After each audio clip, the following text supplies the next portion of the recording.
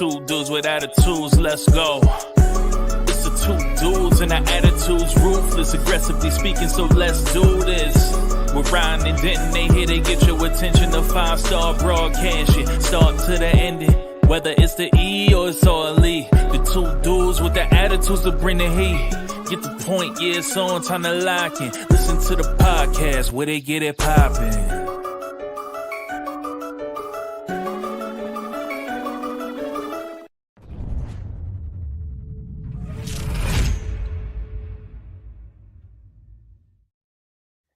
It's Two Dudes with Attitudes, a wrestling podcast with Ryan Enjoys Wrestling and the Heartbreak Dude Denton. And this is our AEW edition where we're going to cover all things Rampage, Collision, Dynamite. And we got another pay-per-view coming out, All Out. It needs to be $20. I don't know if you heard, but Boxing Now has come out and said all boxing matches moving forward, pay-per-views will only be $20.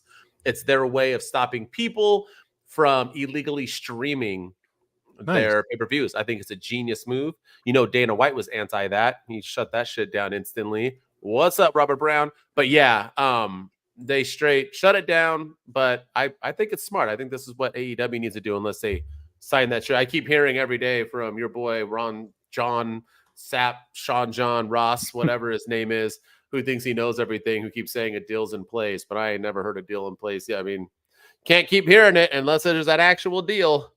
But we'll see what happens. So, can't hear you. Oh, hang on. There you are. You're back. Guess who's back? But yeah, man, I like the idea of two $20 pay-per-views for AEW. Mm-hmm. I think that's the way they should go. Especially, we just had a pay-per-view 2 weeks ago, and now you're asking to pay $50 more, $100 over a span of 2 weeks to watch another pay-per-view. I think that's too much to ask for people in these trying times. So $20 should be the limit. No, 100%. And not only that, but I mean, this had no build, so no point to even wanting to put the $50. But you ready to get into it? I think so. I think let's do it, man. Let's go AEW. So we got Rampage and Collision review. I'll separate them, but we'll do them all as one. Rampage, Jeff, Jarrett, and Jay Lethal defeat the Kingdom and Private Party with double submissions. Mina Shirakawa wins a squash match. Stokely and Statlander talk about Willow and the street fight coming up. Grizzled Young Veterans defeat the Outrunners. And Nyla Rose won a squash match. In the main event, Takeshita won a 4-way. And that's the Rampage review. Collision. Let's see. The Conglomeration and Hologram defeat Beast Mortis, Johnny TV, and Lee Moriarty in the most random match of the week match. Bang Bang Gang defeat Premier Athletes. FTR defeat the Kingdom. They're on a winning streak. After the match, the Grizzled Young Vets attack FTR. Lance Archer beats up people backstage again.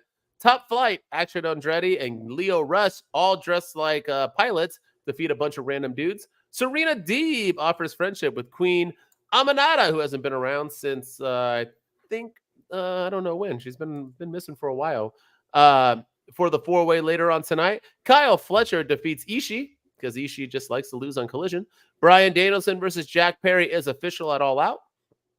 Pac is ready to face Will Ospreay. Buddy Matthews defeats Commander. XM Collection calls out House of Black for next week. And in the main event, Shida wins the 4-way for a shot at the TBS title at All Out. And that's the Rampage and Collision review. Sorry, I brutalized that even though nothing happened. Oh, yeah. No, that was... In here, what do you want to talk about? Nothing. I mean, honestly, like nothing happened on either one of these shows. That Takeshita's back, and he's probably going to have a match at All Out. He's probably going to win this Continental Classic Challenge thing that they're doing or whatever. But I don't understand what they're doing with the Don Callis family. Like, I'm so confused as to what direction they're going in with these groups, because you got Kyle Fletcher, who's like helping out Will Ospreay, even though Will Ospreay's not with the Don Callis family anymore, but Kyle Fletcher's still with the Don. It's all really bizarre. And now they're feuding with Orange Cassidy and the Conglomeration and stuff. And Takeshita's back now doing random stuff. I can't keep up with it. Like at one point, Don Callis and his family was like the hottest thing going in AEW, and now they're just like they're not even like a secondary act. I don't even know what kind of act they are, but they're just there. They're just there, and they're just completely random. Dude was getting Daddy Dom booze for a while. With his Kenny Omega stuff. Yeah. Right. The thing with this is that the only part of Rampage and Collision that expanded a story was for the TBS title at the very, very end, with Shida won. Not really a story, but at least you're moving on. But everything else, maybe the Grizzled Young Vets sort of, but they were going for the titles. Now they're attacking FTR, so they're not going for the titles. They were just challenging the Young Bucks, but instead of them, the Young Bucks will get someone, which we'll talk about later. I was confused, but I did like the fact that at least they were focusing on the tag team division. I mean, we got the Grizzled. I mean, we got Jeff Jarrett and Jay Lethal winning a tag team match. We got the Grizzled Young Vets winning. We got the Grizzled Young Vets attacking FTR after FTR won. We got the Bang Bang Gang kind of winning a match again. At least we're doing something WWE isn't, and that's winning some, pushing the tag team division. But the Grizzled Young Vets, man, they're this new hot team at AEW. They had a mediocre run in WWE. They come over to AEW. The fans are cheering, acting like they're the best thing since sliced bread, and they struggle to beat the Outrunners. The Outrunners, who are the Rampage jobbers of the tag team division. I don't understand. Oh, well, I'll get into that later. But it was just kind of weird booking. I'm glad to see them attack FTR afterwards. But other than that, like, I didn't think that was like they were losing a lot of the Outrunner match and had to like come back and win the match. I don't see how that makes them any more terrifying than anybody else in the tag team division. Weird.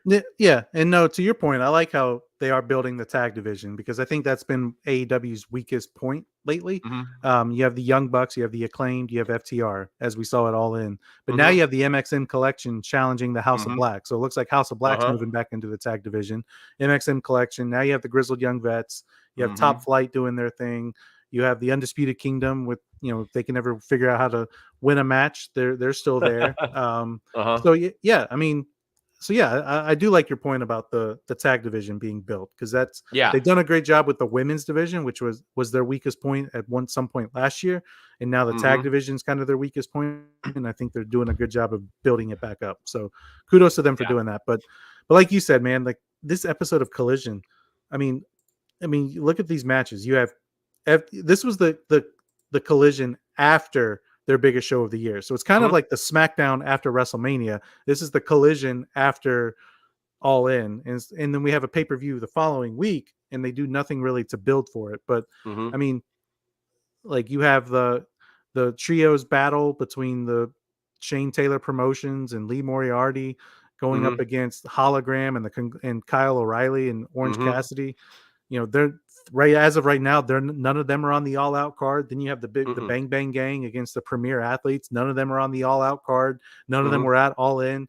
FTR and versus the Undisputed Kingdom. FTR just lost at All In, but there's really no build or story from that other than the Grizzled Young Veterans coming out. Lance Archer's beating up people backstage. Then you have the Top Flight match with, again, no build for All Out or anything. Kyle Fletcher is beating people, and Ishii likes to lose matches on TV for free. But again, like, what's the point of all these stories? What's the point of all these matches? The only thing that there's really the two things that they did that hyped All Out was Pac's interview with Lexi Nair for the women for the upcoming international championship match against Ospreay, and then the main event, which put Shida in the TBS championship match. Everything else was just random filler. And for them having their biggest show of the year the week before, and this is what they followed up with, it was really disappointing. Even the Shida thing was random. Like, why? Like, that's how we're building Mercedes Moné, the same way we build Cody Rhodes. I don't know. We'll get more into that on that. But yeah, I agree with you. Weird booking, weird stuff. And like I said, also, why was Top Flight? Why are they dressed like pilots now? Who wants to wrestle in a tie dressed like I get it. They're called Top Flight, but they're not pilots. That's not they're high flyers. They bring out the stewardess, and I'm waiting for my peanuts in my drink, but they're gonna start throwing them into the crowd, making people cocktails. But I will say, I will give AEW credit.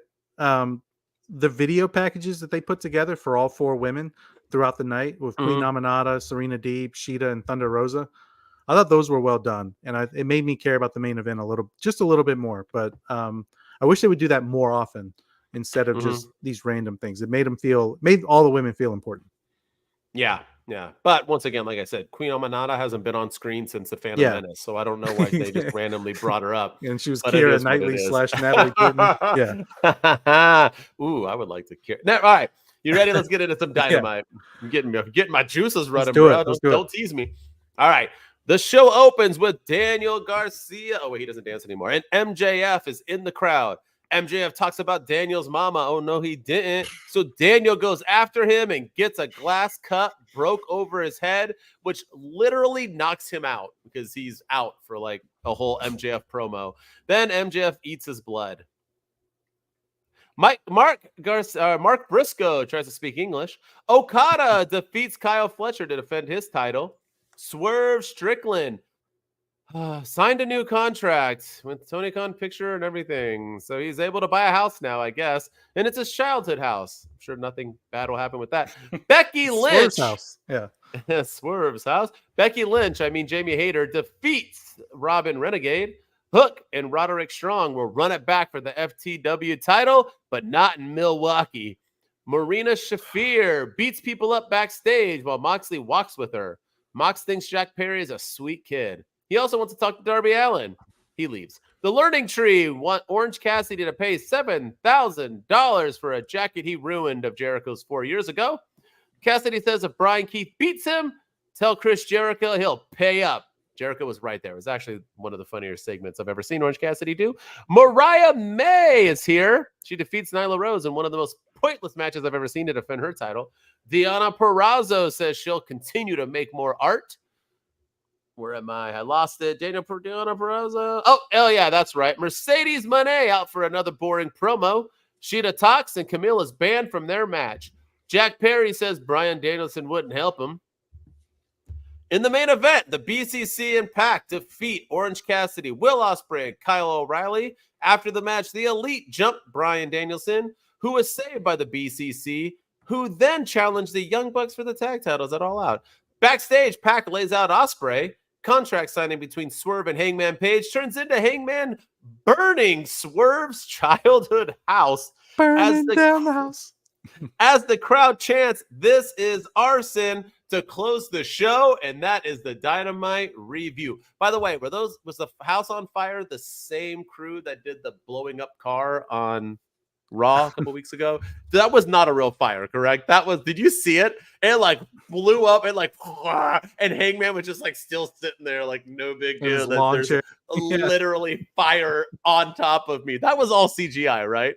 It had to have been. I don't know. Super CGI. Yeah. It looks super. But let's just talk about the segment anyway, because I'm dogging a segment that shouldn't be dogged. But go ahead. What did you? Let's. I actually dug it, man. I liked all of it. You know, it was when they said we're gonna do a contract signing. I was like, oh yay, yippee! We know how this is gonna go, and they took it to a whole nother level. And I got to give them credit for that. I love that they called out Hangman Page like 3 times. Tony Schiavone was like trying to introduce him and he wouldn't come. Swerve was in the ring ready to go, and there's Hangman Page sitting in a recliner in front of Swerve's house while it's on fire, drinking a beer. And I think he gave up drinking too. So I think that was like the whole irony of it all, was that, you know, Swerve has led him down this deep dark path of back to alcohol and back to burning down his house. So you know, I'm digging this.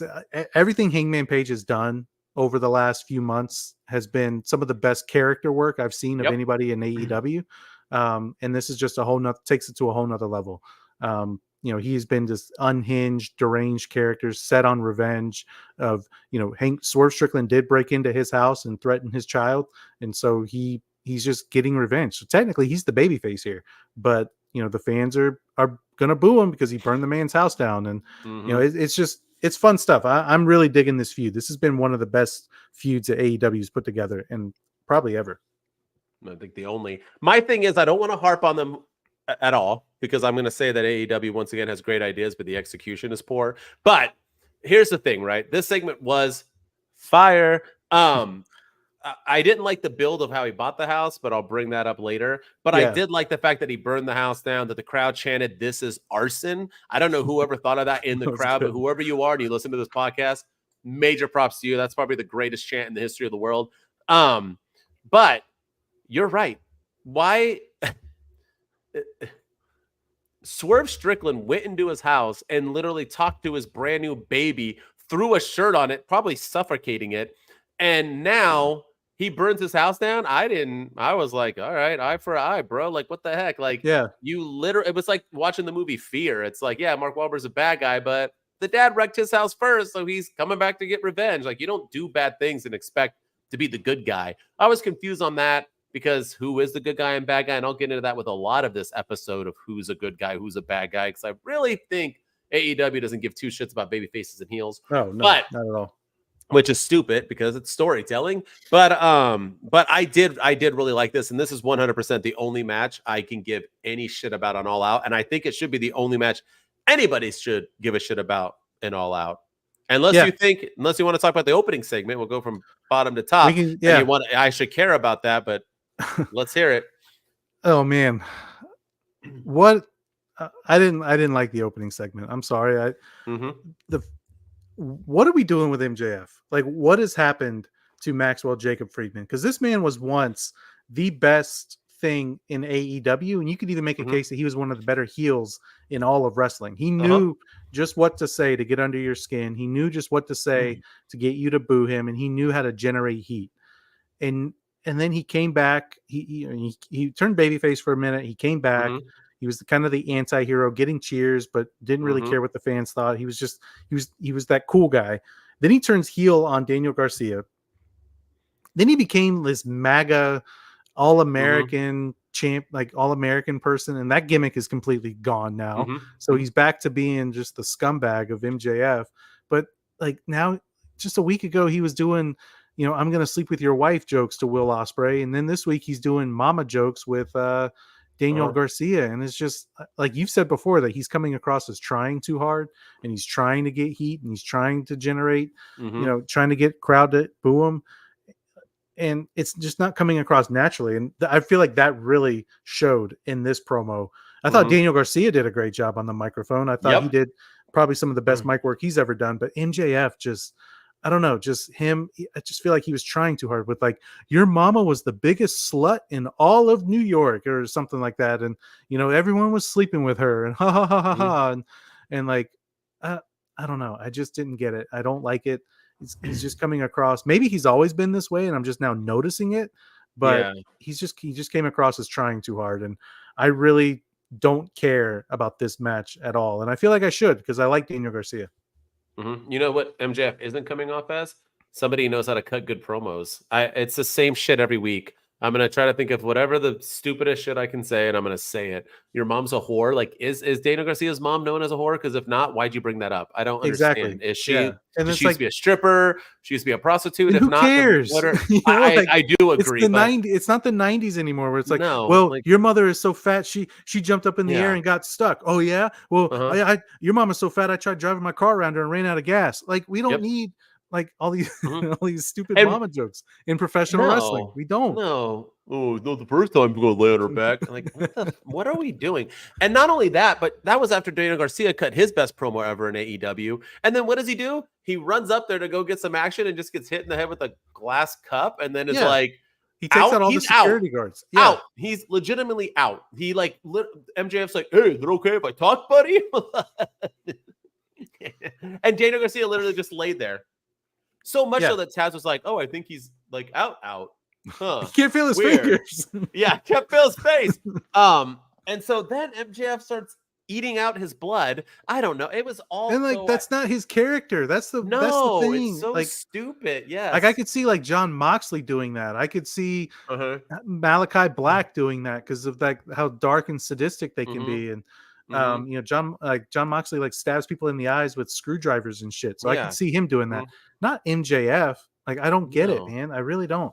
I even tasted it. I was like, "What the are you doing?" Yeah, Swerve did that with Hangman Page, and it made sense when he drank Adam Page's blood. Yeah, like that made sense in the middle. Yeah, it's gross, but but not MJF. I don't know. I don't get what they're doing with him. Me neither. And it's sad too because the show started awful, but at least it ended hot. Because that ending, Hangman Literally. Page is the superstar. Hell yeah. All right, middle. I know what you want to talk about. Let's bring it up. Go ahead. I know what you want to talk about. So I made convince me over here. I made a TikTok video the other day, and it's taken off right now, or taken off in my standards. I have like 2,000 views, but I'm actually digging this thing with Jon Moxley and Marina Shafir. I'm kind of digging what they're doing with it and the angle and the story. And I said last week that I'm optimistically pessimistic, and that's I'm still kind of that way because AEW's always been poor with execution on stories. But I am curious, like, what in the world does Jon Moxley want to talk to Darby Allin about? It makes no sense as to why he wants to talk to him at all. And what he's alluding to. I don't think this is leading to a Shane McMahon arrival or debut. I don't think this is leading to some sort of invasion. And maybe it is. Maybe I'm wrong. But I'm just intrigued as to what he could possibly want to talk to him about. And the only thing I could think of is he wants Bryan Danielson at Grand Slam instead of Darby Allin. Because Bryan Danielson hasn't acknowledged Jon Moxley since he's been back. Moxley wasn't there to acknowledge Bryan Danielson when he won the belt. Claudio and Wheeler Yuta won the trios championships with Pac at All In, and Jon Moxley was nowhere to be found. And he's like the founding member of the BCC. He brought those guys in, and Jack Perry's he just wrestled with Darby Allin at All In. And Jon Moxley had the backstage segment with him saying, "Hey, you're a sweet kid," and which was a weird thing to say, but it was like kind of out there. But at the same time, like maybe it was like, hey, he wants to talk to Darby Allin, who just wrestled Darby Allin. Jack Perry, who's wrestling Bryan Danielson at All Out. Jack Perry. So that's kind of what I started to like try to put two and two together, that maybe that's the only, and Darby Allin has the match at Grand Slam against Bryan Danielson for the title, and maybe that's what Jon Moxley wants, is he wants that title shot. But so I'm digging it in that regard, but I am like we need to get some movement on this before people lose interest, and I am worried that that's kind of where they're going. I've already lost interest, so yeah. I mean, Maria Shafir, I like her. Cute little girl over here knocking people out. She's a real MMA fighter in the past. I'm all for her knocking some heads around, but the fact that he like called a heel a sweet kid who's supposed to be this vicious dude really missed the mark. And then he goes out and once again calls out does he not watch AEW pay-per-views? Like, Darby Allin's dead. He was freaking buried alive. Like, what are we like? Why are you calling this guy out? And not only that, but he like praised him. He's like, Darby Allin's good. He's phenomenal. I like what he does. I want to talk to you. Don't make me fight you. I just want to talk to you. I just want to talk to him. Yeah, feel his fingers. He's just like a drunk uncle right now. I don't understand. Although Moxley does look like he's like the buffiest he's ever been. Maybe it's just the shirts he's wearing. I don't know. But he's looking in good shape, but I don't get it. And then he walks out of the ring. I'm already bored. I don't give two shits. You want to know what else I don't give two shits about? Him and Darby Allin wrestling. No thanks. Yeah. I'm not paying for that one. So get the hell out of my face with that. I don't understand it. Unless you do think he's going the other way. But if he is, then why does he keep bringing up Darby? I don't know. I'm already bored of it. Yeah. Sorry. It could be that he's trying to everyone can love it, but I'm not. Yeah, I maybe until that. I'm just that's what I thought. But then he was like, if you don't hit me up. Like, I'm like, what is it's like Peter Griffin? He's buried. Yeah. I just want to talk to him. He's got his shotgun and he's ready to go. Just want to talk to him. But I'm also gonna give it the benefit of the doubt because it is a story that AEW is attempting to tell. And it's getting people talking. And I think that's what they need right now is, it's better than Jon Moxley coming out and having some random match with some New Japan guy. I think it's 100%. It's a different direction for his character, and that's why I'm intrigued about it. Just because it's a story and it sounds like it's something different than what maybe I don't know. Who knows what they're doing? It better pay off. That's the only thing. And what happened to the Elite? Why are they not in charge anymore? The Young Bucks. Yeah. I don't know. And why does Mark Briscoe keep getting mic time? But going back to the Elite thing too. Like, why are they like, hey, what's up, Mox? Like, you guys like literally were stabbing each other in the head with forks just last year, and you had you had not war games, but blood and guts matches against each other, and you're supposed to just be like, hey, what's up, Mox? Like we're friends. Get out of here. Friends, actually. Yeah. Can't stand that stuff. That's like you my pet peeve guys with are my best friends, thick and thin. We'll always be together. All right, but speaking of them, let's get into the BCC since we're talking about Mox. So Mox is out of the BCC. Okay, cool, I guess. But Bryan Danielson is a babyface. The BCC are babyfaces. They paired up with Pac to have a trios championship. I'm assuming as babyfaces. Then they wrestle Orange Cassidy, Will Ospreay, and Kyle O'Reilly, who are all babyfaces. Then after the match, they challenge the Young Bucks, who are heels because they are babyfaces. But then Pac attacks Will Ospreay backstage, who's a babyface. So is Pac a heel? And then and beats him viciously and is like talking to him, where Christopher Daniels was like, well, I hit him one more time. And it was like, I was like, what is are they why did they win the trios title? I was already pissed off about that already. Why did they win the trios title to begin with if we were just going to go this route? I have no idea what we're doing. And are we just getting rid of the trios titles, hopefully? And now if they're the trios champions, why are they going after the tag? You're the tag team champions. And we're building the tag team division. You're going to tell me the FTR and the Acclaimed could not have earned another shot by themselves? Maybe saying like, hey, we lost because FTR took the pin or whatever. And like now the Acclaimed, or maybe anybody else, the Grizzled Young Vets just getting a shot and losing. MXN Collection. Yeah, somebody. We're now just having the trios champs go after it. Well, I don't, help me understand. This please. is what the hell's going on? This is the stuff that drives me crazy when in AEW. You have Jack Perry, who's a champion, going after Bryan Danielson, who's a champion for the AEW championship. So now you have Pac, who is 1/3 of the trios champions, going after Will Ospreay for the international championship. And now you have 2/3 of the trios champions, Claudio and Wheeler Yuta, going after the tag team. And it's just like, why are we doing this? Like, I cannot stand it when wrestlers get more than one title at a time, unless it's like part of their gimmick or part of their character. Like when Roman had him, it didn't bother me so much because that was part of who he was. That made him the tribal chief. That's what gave him his power. That's what made him feel on top of the world. You know, when Kenny Omega and he was doing the belt collector gimmick, that was part of his character. That was part of his gimmick. It didn't bother me then. But just doing this stuff randomly, like, it devalues your current championships. So you're devaluing the TNT championship by having Jack Perry take a pin to Bryan Danielson at All Out. And then you're devaluing your trios championships if Pac takes a loss to Will Ospreay. You're devaluing the tag team championships or the trios championships if Claudio and Wheeler lose to the Young Bucks. So I just stop having people go, like, putting titles on people and then having them go for other titles immediately thereafter. I can't stand that. Well said. And before we move on to predictions, is Mercedes money ruining her legacy, or is that being too dramatic? Oh, has she done anything well in AEW? Anything? No, she hasn't. You know, I was kind of digging her heel character, and she was kind of leaning into that heel side, but now it's just overacting, over dramatic. Even like the Christopher Daniels kicking Camille out at ringside, and she's just like, "I'm the CEO, you can't do," like, just yelling and getting all so. I can't get into it, man. I can't get into Mercedes in AEW, and maybe this is how Sasha Banks always was in WWE, but they just knew how to hide her. I think so. And AEW is like, well, she's a star. Let's do what we can to push her to the moon, and she just doesn't have it. I think there's something to that. I don't know.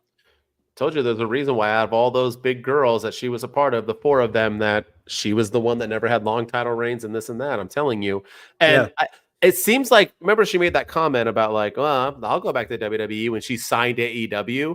I truly think she's phoning this in. I think she was like, I can go to WWE, but I'm still young. Tony Khan's going to throw all these billions of dollars at me. I'm going to take it, not give a shit, and bank my money. I really feel like that's what she's doing. I mean, I know it's talking bad on her, but I don't get what this is like. And then This is some randomness awful with shit. Shida, and there's no follow up on the Britt Baker stuff. There's no follow up Nope. with any of it. Like it's just match after match after match, but no follow up on anything. So and poor Mariah May, she could be your biggest star, and you ever in a pointless match against Nyla Rose. What are we doing here? And the crowd didn't give two shits. The match was whatever, and then she just moves on. I don't know. Once again, we're like falling apart over here, Tony Khan. We're falling apart. I mean, you did close it out with Hangman and Swerve, though. That shit was fire. Yeah, that was good stuff. And all right, we'll see what All Out brings us, man. Hopefully, it's a new chapter for AEW. They need to announce this TV deal because the longer they go without announcing it, the more worried I get. But can't announce a deal you don't have. They need to announce something. So we got to stop pretending like they have one. They don't have one. So trust me, Tony Khan announces everything, and that's something we'll talk about pretty soon. But all right, it's prediction time. Let's hear it. I feel like every week's prediction time. Yeah. Before it ever happens, it's a prediction. Lean in close, take notes, listen. Cause they about to point it out quickly.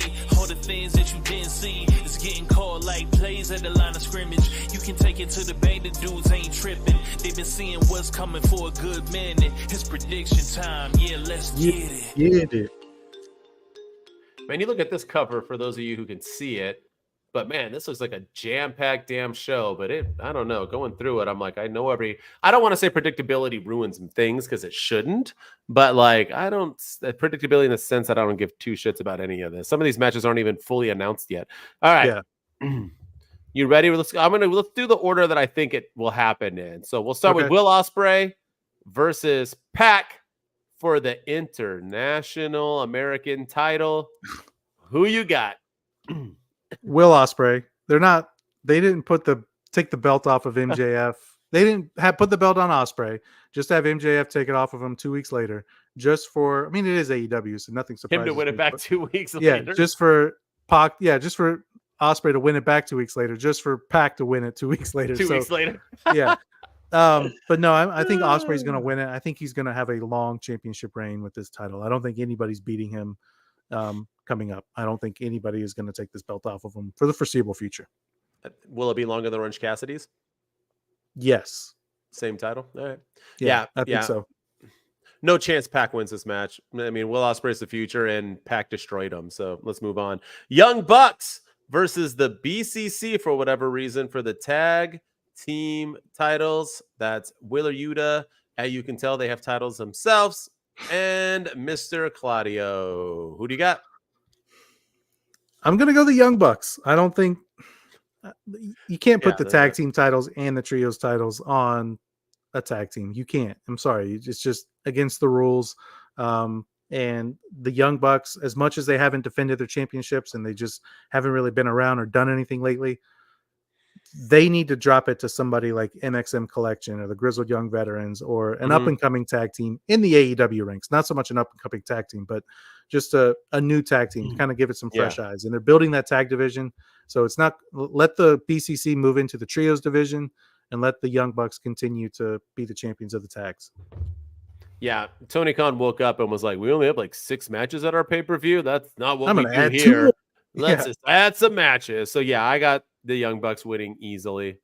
All right, we got Okada versus To Be Determined versus To Be Determined versus To Be Determined for the Continental Championship. Who do you got? Do you got To Be Determined, To Be Determined? Yeah, I'm going with To Be Determined in this match because I like their chances. But no, Okada's winning. He's not dropping the Continental Championship. They are doing something on Collision, and actually Collision's live tonight. It's going up against SmackDown. So you're going to get the last episode of SmackDown on Fox versus a live episode of Collision because the pay-per-view is tomorrow. So they're doing a Continental Challenge Classic or something like that on a Collision and a bunch of triple threat matches are occurring. Takeshita will be in it. Yeah, Takeshita will be in it. Probably Orange Cassidy will be in it. Orange Cassidy and I don't even know who's in the other one, but yeah, it should be. Yeah, but Okada's winning. Okada's not winning. Yes. I mean, he's not losing. And they need, after he wins, I also think he's going to win. They need to do more with him. Why are we not utilizing Okada more? Like, he's been a champion forever. Let him defend it. All right, we got Willow Nightingale versus Chris Statlander, and not a street fight, in a Chicago street fight, ladies and gentlemen. Not just a street fight. That is a Chicago street fight. There's a difference. Yeah.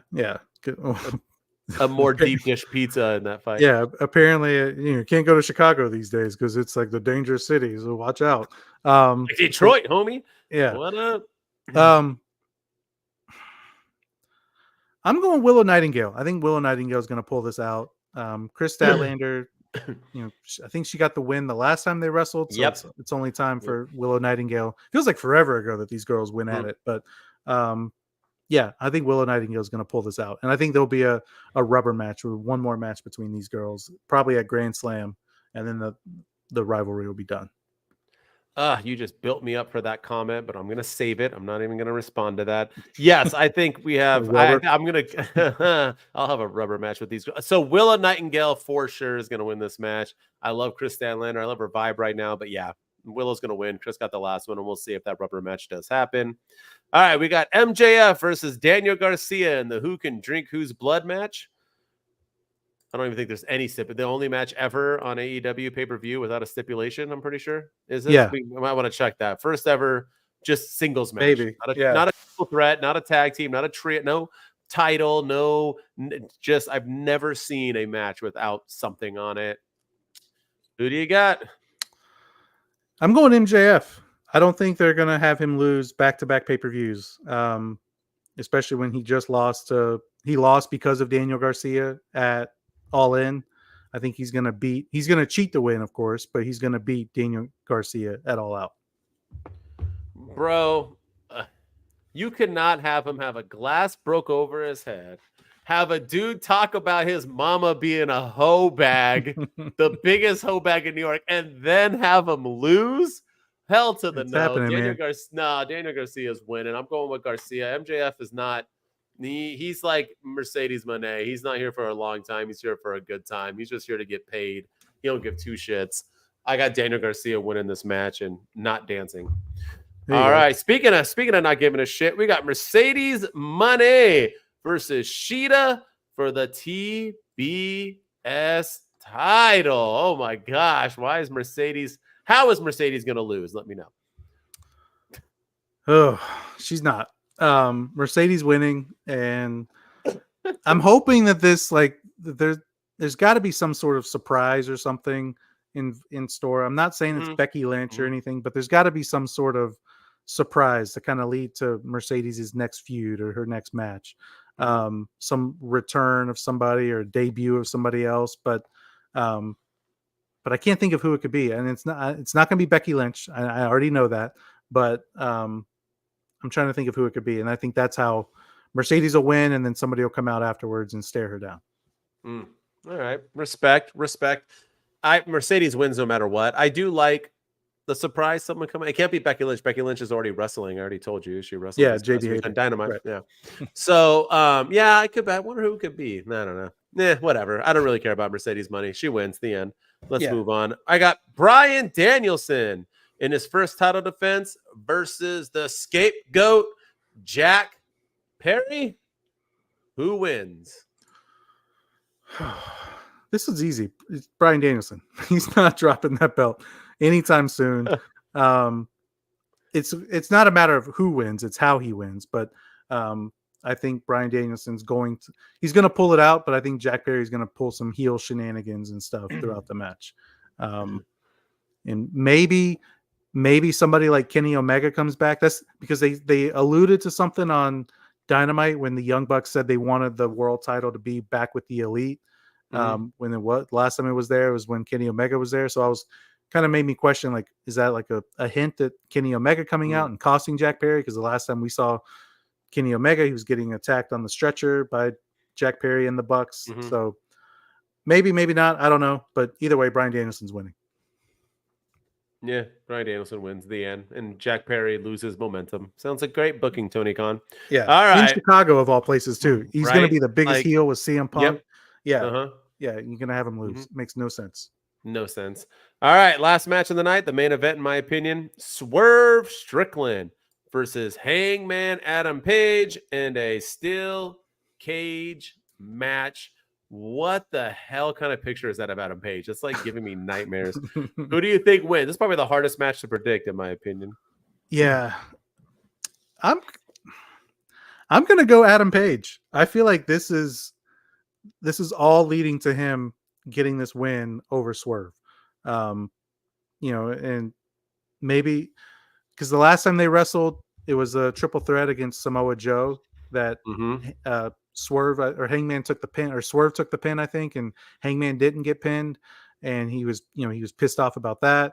Or he just didn't care about the title. He was just going after Swerve the whole time. And then the time before that, Swerve Strickland beat him in the Texas Death Match where he drank his blood. So I think this is going to be probably one of the better rivalries that AEW's put together. But I think Hangman Page, he's due for a win over Swerve. And then they'll continue this feud. This won't be the only match of the feud. I mean, the man just burned this guy's house down. So they're not going to wrestle just one time in 2024. They're going to wrestle again.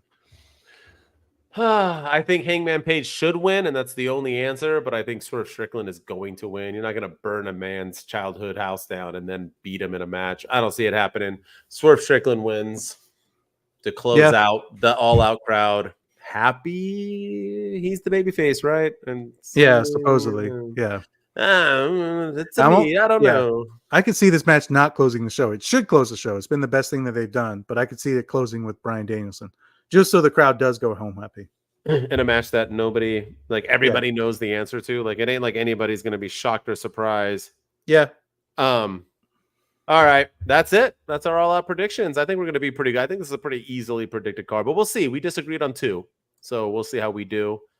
All right. Yeah. And the other match it's Orange Cassidy versus Brian Keith for the Continental Contenders Challenge.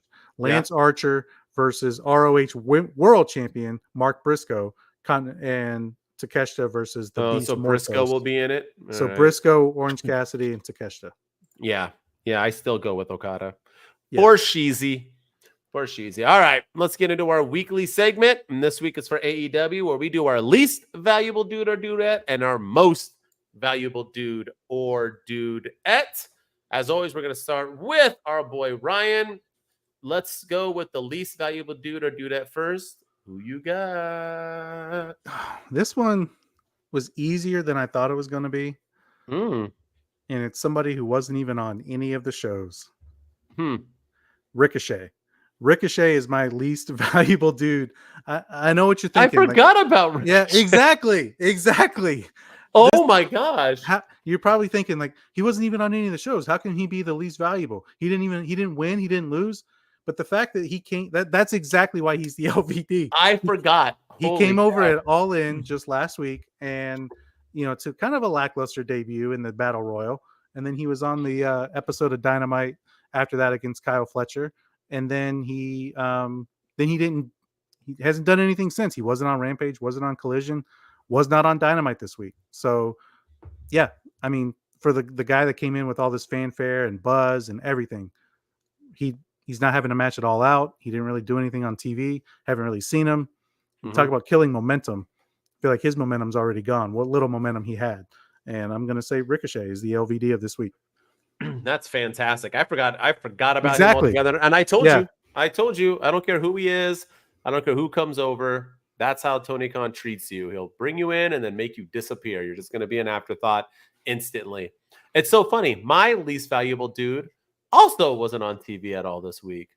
My least valuable dude is Tony Khan. There you go. And here is why. Tony Khan, where do I even start? For one, this is where I wanted to get into the whole, if it's not broke, don't fix it. But if that means if it's broke, you got to fix it. Yeah. Why are we constantly having random people wrestle together? We just grab people, put them together, and they wrestle in matches, whether it's the Conglomeration and Hologram beating Beast Mortis, Johnny TV, or Lee Moriarty, or the Top Flight and all them with Leo Rush wrestling a bunch of random dudes who don't make sense, or we're having, the conglomeration we had the BCC and Pac against Orange Cassidy, Will Ospreay, and we just put people together in the sake of putting people together, and it drives me flipping bananas. Also, in the Swerve Strickland segment, they wanted him to buy a house that Hangman Page can burn down. So how do we get to the fact that he bought a house? They had to put in that Tony Khan has signed Swerve Strickland a new contract with picture of him signing the contract like this. He looked like the biggest goober, to the fact that, like, because of Tony Khan, Swerve Strickland was allowed to buy that $35,000 house that he used to live in as a kid. Like, what are you Swerve did he not get paid before he signed his new? Like, what? You act like it would have been different. He's like, I finally bought my mama like the mansion that she always wanted. He bought his childhood house that he got evicted from. So I'm assuming the house wasn't worth that much if you were in that much of a poverty state of mind. That's the house he had to get at a lot. Why even say it? Why couldn't it just be Swerve Strickland found out that the house that he used to live in as a child, which was taken from him, is up in the market and he bought it? Why did we have to add in? Tony Khan does whatever he can to make himself seem like somebody that he is not. How many times has WWE brought up new contracts in that sense? Ever. Yeah. What have they? Why are we even bringing it up? Why? We brought up MJF's con. We brought up. Why do we have to? Who gives a flying F about it? And the fact that he showed picture and saw it was just. It just threw. Tony Khan just needs to stop. Stop with everything that he does. It's just awful booking. I don't like it. I don't like what he's doing. And once again, fix your program, man. Get to where you need to go. Stop doing the same shit every single week. I get that you did the Hangman Page Swerve Strickland, but that was one segment out of 3 shows. Do better. MJF does not need to be the same person every single week. The same corny jokes and the same. Do better. Stop having Mark Briscoe cut a promo every single week on Dynamite. Do better. It's like the same shit. I am so over it. Yeah. So over it. One thing I want them to succeed. I want them to succeed. This is why I'm mad. I've got nothing else to add to that. I mean, you said it perfectly. I will say, stop with the start and stop booking of people too. Like, you brought Ricochet in, and now he's not on TV for 2 weeks. And then you brought, you had the patriarchy. They were one of the best things happening on Collision, and Christian Cage is the best thing going in your division. He's not even on. He won the thing at All In, but we haven't seen him since. He hasn't cut a promo about it. We haven't talked to him. We don't know how he feels. What's going on with him and Luchasaurus? You brought Saraya out at All In to get attacked by Jamie Hayter. We haven't seen her since. Like, stop with this constant starting and stopping of people's booking and momentum, and you're just hurting your product in the long run. Yes, and your sir. wrestlers. Yeah, 100%. Yes, sir. Well said. All right. As always, we're going to end on a positive. Most valuable dude, who do you get?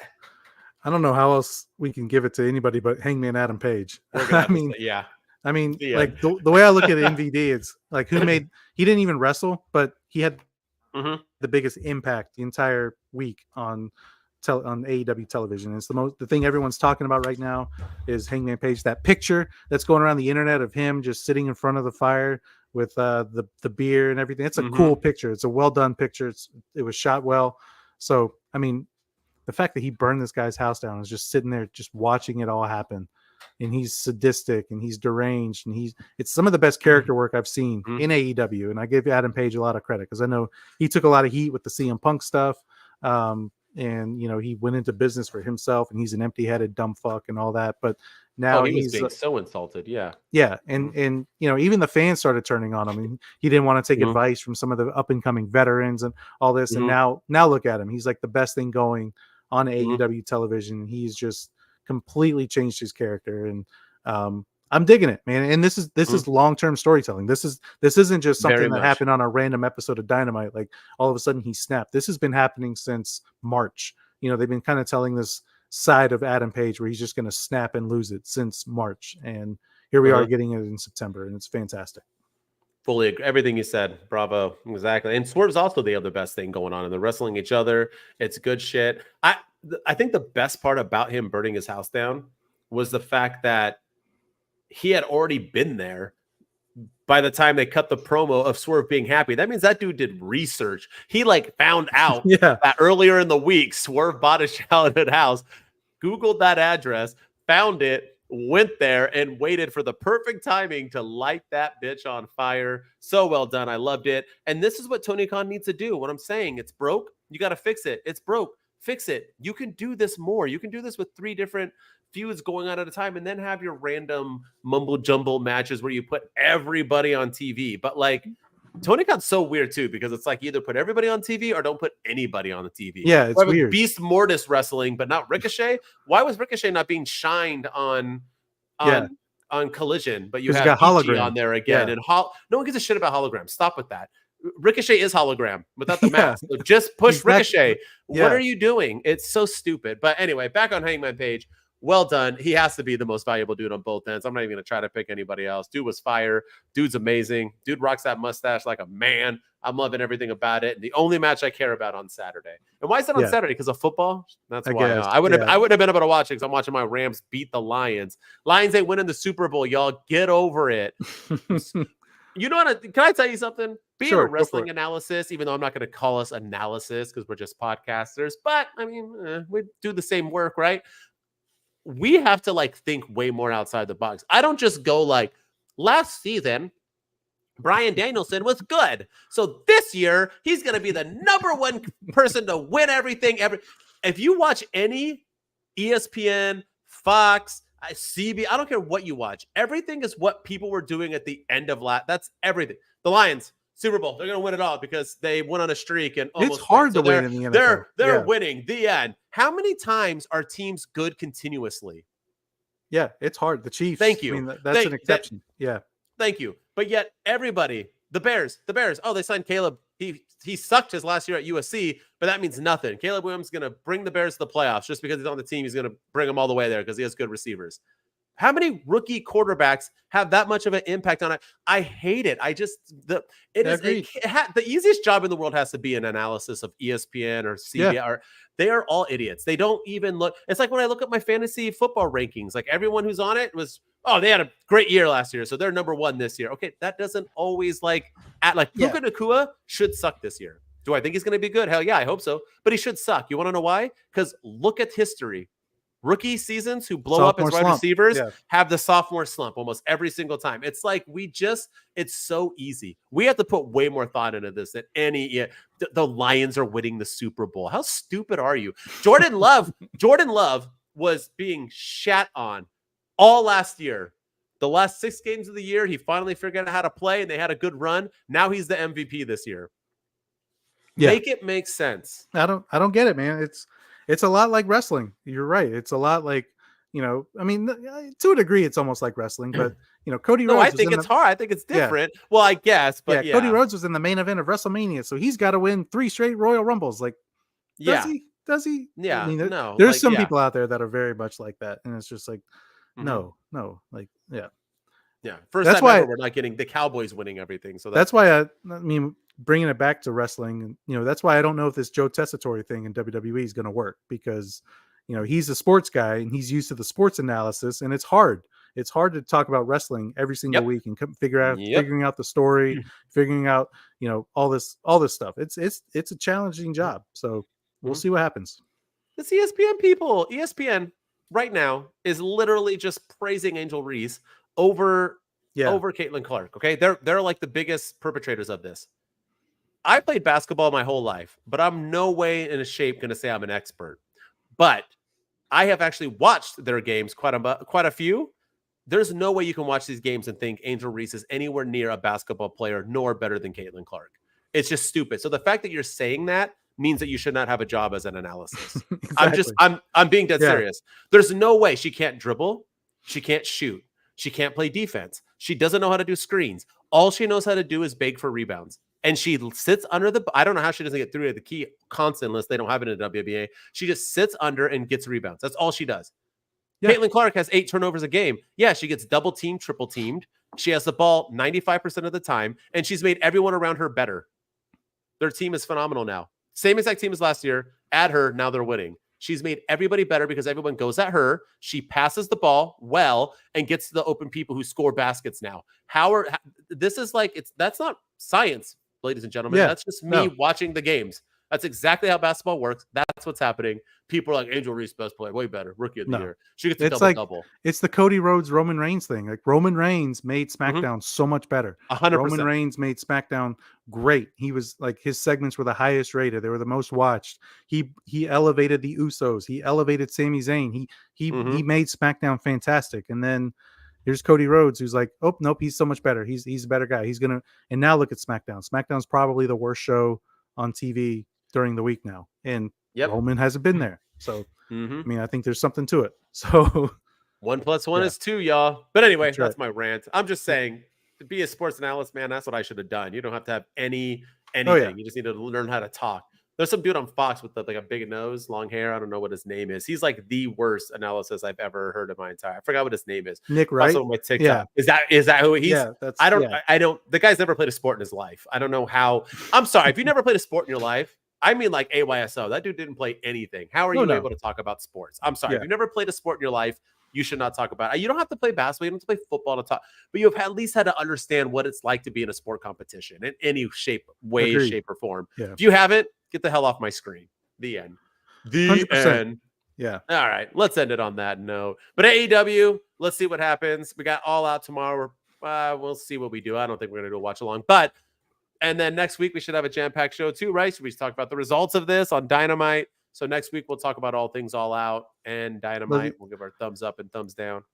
Let's just hope that, let's consider this like a new chapter for AEW and start, kind of their new year going forward. And hopefully we end the year strong. Let's and they haven't had any drama at a pay-per-view in a long time. We haven't had any backstage issues for the most part. So let's keep that momentum going and end the year strong.